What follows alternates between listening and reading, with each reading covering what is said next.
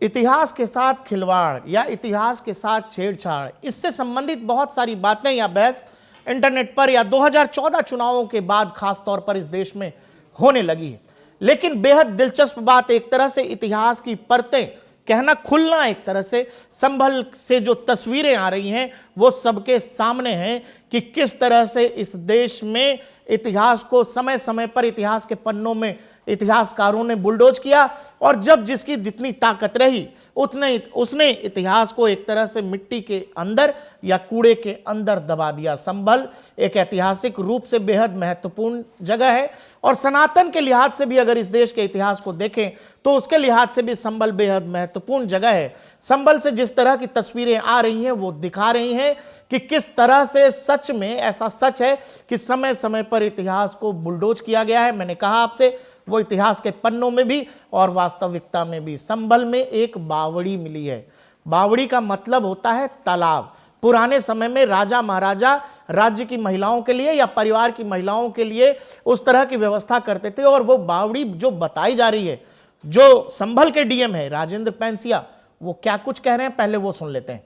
की खतौनी है, उसके अंदर 0.040 अर्थात 400 वर्ग मीटर एरिया है वो बावली तालाब के रूप में दर्ज है यहाँ पर। और यहाँ बताते हैं कि जो स्थानीय लोग की जो बिलारी के राजा हैं उनके नाना के समय में ये बावली बनी थी और इसका जो सेकंड और थर्ड जो फ्लोर है वो मार्बल से बना है और ऊपर का जो तल है वो जो आप देख रहे हैं ईंटों से बना हुआ है और इसमें एक कूप भी है और जो अभी देख रहे थे तो इसमें लगभग 4 कक्ष भी बने हुए हैं और वर्तमान में ये मिट्टी से पूरा ढका जा चुका है।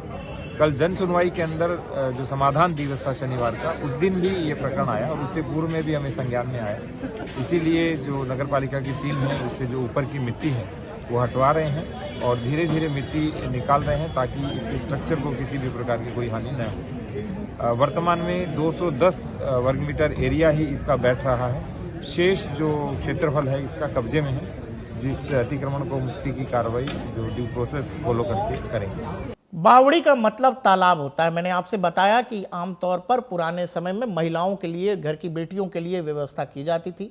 बताया जा रहा है, जो डीएम कह रहे हैं, उस समय बेलारी के राजा उन्होंने ये बावड़ी का निर्माण कराया गया था। 1857 तक वो इलाका हिंदू बहुल इलाका था। उसके बाद से वहाँ डेमोग्राफिक अन्य कारणों से, मैं वो उन कारणों की डिटेल में नहीं जा रहा हूँ, अन्य कारणों की वजह से वहाँ की डेमोग्राफी बदल गई। अब एक मुस्लिम इलाके के अंदर किसी ने डीएम साहब को शिकायत पत्र लिखा था जिसमें इस बात का जिक्र था कि बेलारी के राजा ने एक बावड़ी बनवाई थी और उसके बाद से वहाँ खनन की प्रक्रिया शुरू हुई। आपको पता है कि संभल में जो सर्वे टीम के ऊपर पत्थरबाजी की घटना होती है उसके बाद से संभल इस देश की सुर्खियों में आ जाता है और जिस जगह बावड़ी मिली है वहाँ से करीब 150 मीटर दूर एक प्रसिद्ध हिंदू मंदिर भी है। तो जिस तरह से बावड़ी की खुदाई लगातार जारी है कि राज्य का राजस्व विभाग ये कह रहा है कि ये जो है ऐतिहासिक जगह है और उसको वो संरक्षित करना चाहता है, जबकि डीएम साहब ये कह रहे हैं कि ये अतिक्रमण का मामला है।